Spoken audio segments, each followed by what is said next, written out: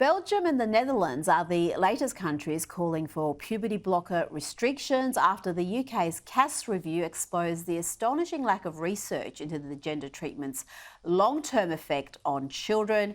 But here in Australia, there's simply no appetite to even review the practice, let alone ban it, with Health Minister Mark Butler insisting while the CAS report findings were significant, our transgender pathways were different, really.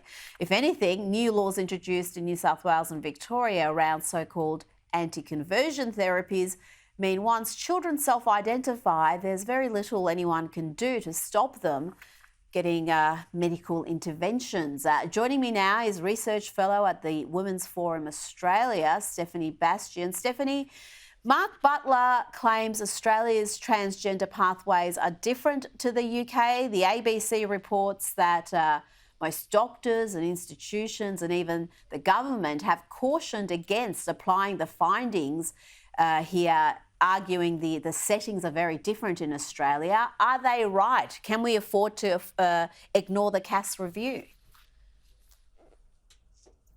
No, we can't, Rita, and Australia's model of care is actually based on the UK. What we have here is a government who are putting their heads in the sand, I think, to avoid further scrutiny that will arise when we do, in fact, hold an inquiry.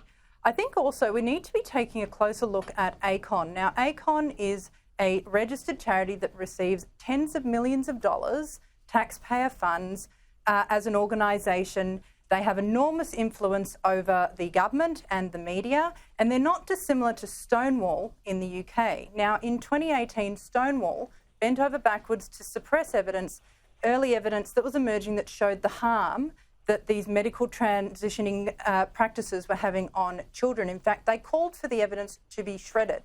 Now, this week, Teddy Cook, who is a director of ACON, came out.